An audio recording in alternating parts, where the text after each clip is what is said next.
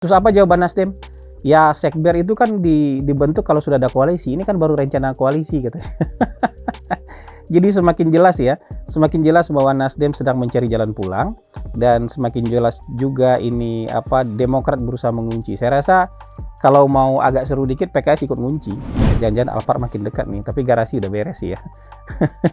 Garasi sudah siap untuk menampung Alphard baru.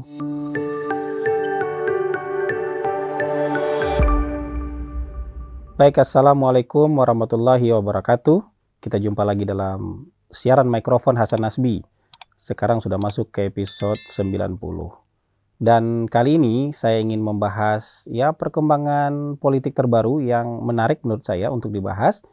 Dan saya beri judul Demokrat mengunci, Nasdem meliuk melepaskan diri. Nah, jadi ini pencetusnya adalah manuver-manuver yang dilakukan oleh Nasdem dan Demokrat yang cukup menarik perhatian.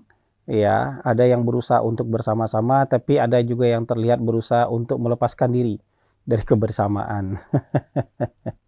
Jadi kemarin itu Ketua Umum Partai Demokrat AHY itu mengirimkan rilis ke seluruh media. Kira-kira begini intinya. Demokrat itu sudah sepakat untuk mengusung Anies Baswedan sebagai bakal calon presiden. Jadi nggak ada perdebatan nih. Pokoknya calon presiden kita kalau mau bikin koalisi perubahan itu namanya Anies Baswedan.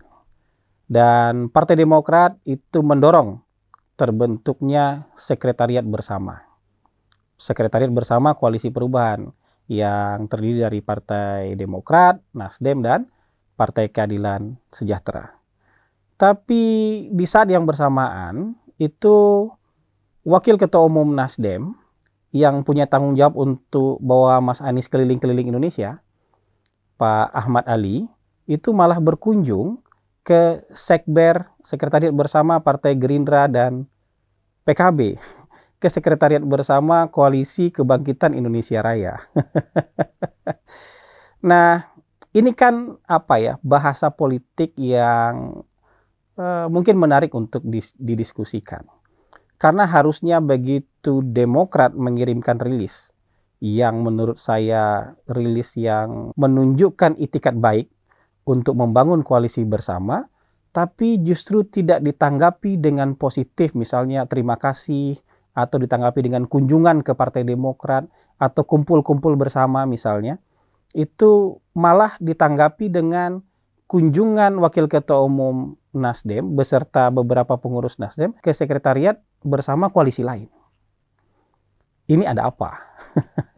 Ini ada apa? Nah, ini kan sudah terjadi beberapa minggu terakhir ya. Kita melihat bahwa ada statement-statement dari Nasdem terutama yang menyatakan bahwa koalisi ini bisa bubar kalau memaksakan AHY. Kemudian dibalas oleh Partai Demokrat, ya kalau namanya pemaksaan memang kita nggak bisa. Memaksakan itu dua hal kalau kata AHY. Memaksakan si A untuk menjadi cawapres atau memaksakan diri menolak si A untuk menjadi cawapres tanpa penjelasan. Itu namanya maksa kalau kata AHY. Kemudian terjadi juga ribut-ribut lah di media sosial antara pengurus Partai Demokrat dengan relawan Anies Baswedan. Karena relawan Anies Baswedan kayaknya seperti ingin menekankan Anies Baswedan butuh calon wakil presiden yang berpengalaman, dan orang itu sepertinya Khofifah, bukan AHY. Kemudian ada perang kata-kata lah antara Demokrat dengan Nasdem, antara relawan Anies dengan pengurus Demokrat, yang menurut kita ini koalisi jadi apa enggak sih? Ini koalisi sebenarnya jadi apa enggak sih? Jadi kalau saya melihat begini ya, ini pandangan saya dari beberapa kejadian akhir-akhir ini.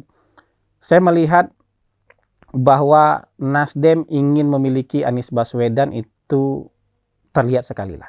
Karena bagaimanapun Nasdem butuh tokoh atau butuh orang yang bisa ditokohkan ke publik. Baik untuk pemilu 2024 maupun setelahnya nanti. Butuh tokoh itu. Dan tokoh itu mungkin sudah ditetapkan sejauh ini adalah Anies Baswedan. Dan puncak penokohan itu menjadi calon presiden ya. Tapi akhir-akhir ini saya juga melihat Nasdem sepertinya sedang mencari exit way. Sedang mencari jalan untuk kembali pulang lah, bukan exit way, jalan untuk kembali pulang. Kembali pulang ke mana? Kembali pulang ke koalisi pemerintahan. Kalau sepertinya kemarin gara-gara mencalonkan Anies Baswedan itu ada kerenggangan dengan pemerintah, terutama dengan Presiden Jokowi, sekarang sepertinya Nasdem dan Pak Surya Paloh ingin mencoba mengambil jalan pulang untuk dekat lagi dengan pemerintah dan dekat lagi dengan Presiden Jokowi. Kalau dengan pemerintah kan mereka masih bagian pemerintah kan, tapi untuk spesialnya untuk lebih dekat dengan Pak Jokowi. Saya tidak tahu apakah jalan untuk kembali ini sudah terbuka, apakah sudah ada pertemuan dengan antara Pak Surya Paloh dengan Pak Jokowi lagi, saya tidak tahu itu wallahu alam. Tapi dari statement-statement yang disampaikan oleh Wakil Ketua Umum Nasdem, tampak sekali bahwa mereka sedang mencari jalan pulang untuk kembali ke koalisi pemerintahan dan kembali bersama Pak Jokowi. Nah, ini kan yang ditangkap oleh Partai Demokrat menurut saya. Nah, Nasdem agak kurang serius nih membangun koalisi. Karena makan malam sekian kali, makan malam sudah terjadi sekian kali, tapi katanya sudah 90%, koalisi ini tinggal digongkan, tapi kok begini gitu. Kok sepertinya makin lama makin tidak serius. Kayaknya Demokrat tidak ingin Nasdem tetap mengambil kredit dengan mencalonkan Anies Baswedan, tapi kemudian juga sekaligus bisa kembali bersama Pak Jokowi dengan alasan, ya koalisi kan nggak kunjung terbentuk gara-gara Demokrat dan PKS nggak kunjung sepakat. Nah ini kan Nasdem bisa untung dua nih. Dia untung dapat kredit karena sudah mencalonkan Anies Baswedan dengan tulus, tapi tiba-tiba karena Partai Demokrat dan Partai PKS tidak bisa bersepakat dengan Nasdem, dia punya jalan kembali pulang bersama dengan Pak Jokowi untuk bersama-sama lagi. Nah Demokrat kayaknya tidak ingin itu. Makanya Demokrat berusaha untuk mengunci itu, kamu nggak bisa ngambil kredit sendirian. Kalau gitu nih, saya kirim rilis nih, bahwa kita sepakat calon presidennya Anies Baswedan. Ayo, saya tantangin, berani nggak bikin sekber? Berani nggak bikin sekretariat bersama koalisi perubahan? Nasdem, Demokrat, PKS. Terus apa jawaban Nasdem? Ya sekber itu kan dibentuk kalau sudah ada koalisi, ini kan baru rencana koalisi katanya. Jadi semakin jelas bahwa Nasdem sedang mencari jalan pulang dan semakin jelas juga ini Demokrat berusaha mengunci. Saya rasa kalau mau agak seru dikit PKS ikut ngunci. Iya, PKS ikut ngunci Nasdem nih. Kita juga sepakat mendukung Anies Baswedan. Ayo kita bikin sekber. Nah, itu nggak tahu tuh apa langkah yang akan diambil oleh Nasdem. Karena bagaimanapun ya, kerasnya kemarin perselisihan antara Nasdem dengan Pak Jokowi misalnya, tapi masih lebih mungkin Nasdem untuk kemudian bicara lagi dengan Pak Jokowi kalau ada keseimbangan di tempat lain yang terganggu. Keseimbangan yang terganggu itu adalah pasca HUT PDIP beberapa waktu lalu. Di HUT itu kan terlihat nyata bahwa Pak Jokowi di roasting atau hampir dibully lah ya oleh Ibu Mega untuk beberapa statementnya. Dan ekspresi muka Pak Jokowi itu kan juga tampak tidak rileks lah. Pidato Pak Jokowi juga di HUT-nya PDIP itu juga tampak formal sekali dan nggak lepas seperti di acara-acara partai lain, di acara Golkar, di acara Perindo, di acara Hanura, bahkan di acara Partai Bulan Bintang. Jadi tampak jelas lah bahwa ada ketegangan di sana. Dan sepertinya Surya Paloh menangkap itu. Lah, kalau ada ketegangan di sana, berarti kan nggak mungkin bikin front banyak-banyak.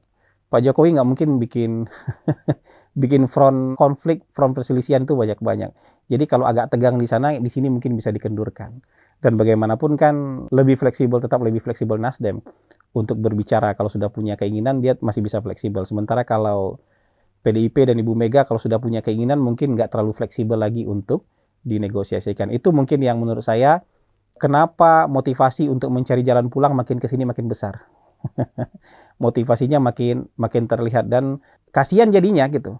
Upaya-upaya yang dilakukan oleh Partai Demokrat untuk mengunci agar kita tetap bersama-sama, sementara yang di sini meliuk-liuknya makin kuat, makin keras untuk mencari jalan pulang, melepaskan diri dari rencana koalisi perubahan. Nah, yang mau saya bicarakan di sini adalah politik kita itu seringkali diberikan justifikasi untuk kelakuan-kelakuan seperti ini. Politik kita itu seringkali dijustifikasi dengan kata-kata politik kita itu dinamis. Politik itu the art of possibility gitu kan. Politik itu seni untuk mencari kesempatan, seni untuk memanfaatkan kesempatan-kesempatan. Jadi seolah-olah manuver-manuver yang tidak bisa dipegang itu ada justifikasinya. Allah, wajar ini namanya politik. Wajar kemarin kita ngapusi karena ini politik. Wajar kalau kemarin kemarin kita bilang kita mau sama-sama terus hari ini kita nggak jadi sama-sama, itu wajar karena ini politik. Terus emangnya politik ini bukan orang? Ini kan orang. Terus apa yang mau dipegang? Ini kan orang politik ini kan juga orang. Kecuali kita mau menasbihkan diri kita ini political animal aja semuanya. Jadi nggak ada yang bisa dipegang. Tapi menurut saya kan kalau peradaban politik kita mau maju kan harus orang ketemu sama orang. Harus manusia bicara sama manusia, harus ada kata-kata yang dipegang nih.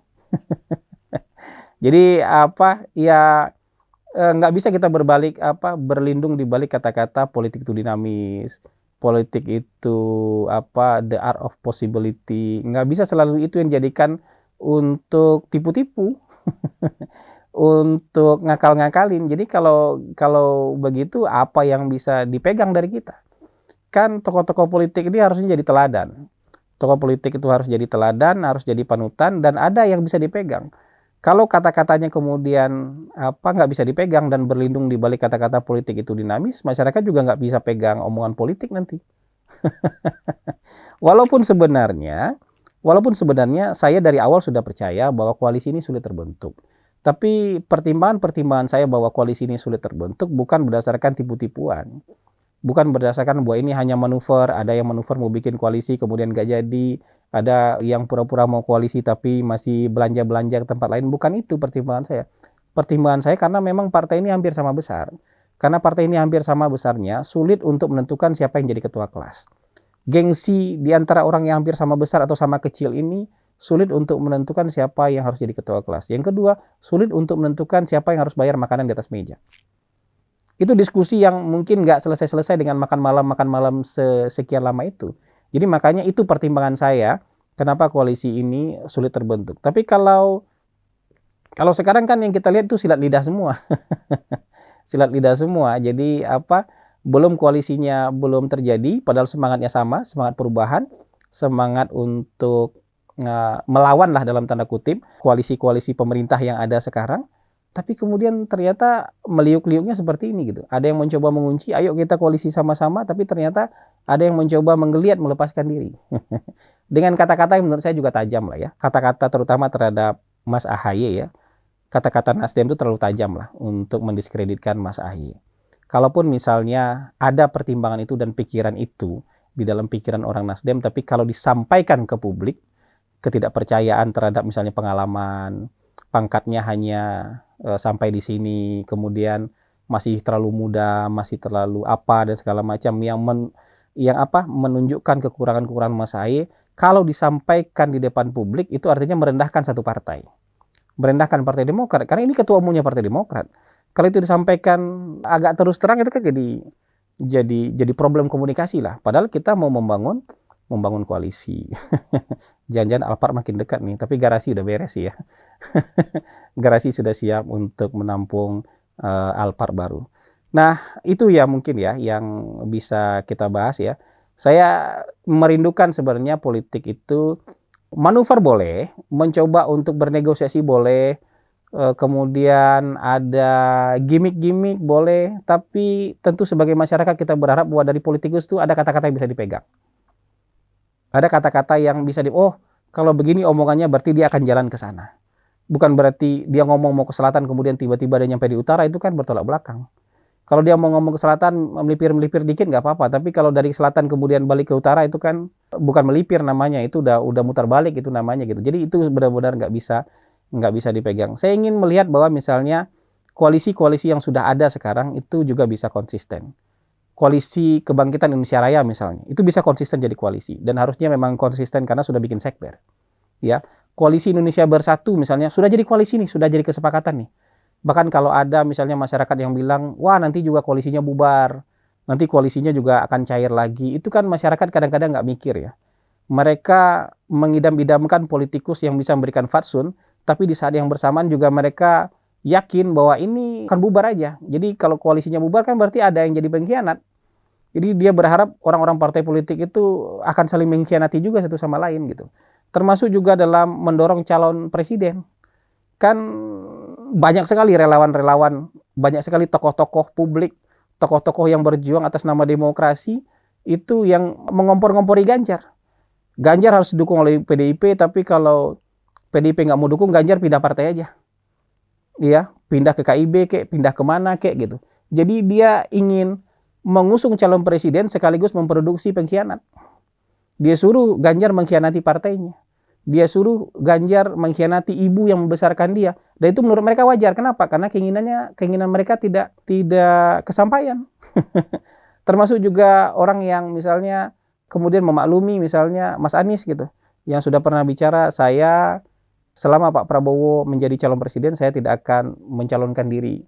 Terus kemudian dijustifikasi bahwa itu kan omongannya tahun 2019, kalau 2024 beda lagi. Emangnya Pak Prabowo udah mati habis 2019 kan enggak.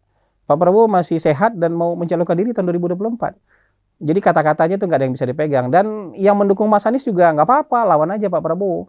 Lawan aja yang membesarkan Mas Anies, lawan saja orang yang mendukung dan membantu Mas Anies, nggak apa-apa gitu. Jadi kita juga tidak hanya orang politik, kita juga sebagai rakyat, kita juga sebagai influencer, kita sebagai pengamat, kita sebagai analis, itu kadang-kadang nggak mikir bahwa kita juga sedang berusaha untuk mendukung salah satu capres, sekaligus juga menjerumuskan mereka menjadi pengkhianat. Ya kalau orang yang terdekatnya saja dikhianati, ini coba pikirkan aja logikanya. Kalau orang terdekatnya saja bisa dikhianati, apalagi Anda-Anda yang dia nggak kenal.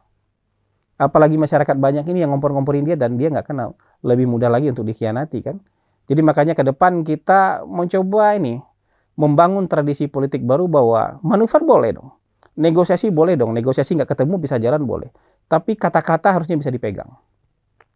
Kalau belum ada rencana koalisi ya bilang dong, kita baru ngomong-ngomong doang, kita mau bicara-bicara aja. Jangan bilang kita sudah 90% akan koalisi ini, 90% udah jadi nih. Kalau 90% mau jadi itu kan harusnya kemungkinan besarnya jadi, bukan kemungkinan besarnya bubar kan gitu. Bukan manuver untuk saling jelek-jelekan lagi kan gitu. Jadi ya kita berharap lah kalau ke depan itu tokoh-tokoh politik kita juga bisa jadi panutan. Kalau dia ngomongnya ke utara atau dia ngomongnya ke selatan, ya melipir-melipir dikit tapi tetap arahnya ke selatan lah. Gitu. Bukan berarti kemudian dia merasa bangga. Tuh kan ketipu kan, saya mau ngomong ke selatan tiba-tiba saya ke utara ketipu kan gitu. Dan kita tepuk tangan juga untuk itu. Jadi kita terperangkap dalam kebodohan yang tidak kunjung selesai. Itu saja mungkin yang bisa saya bahas. Wabillahi taufiq wal hidayah. Assalamualaikum warahmatullahi wabarakatuh.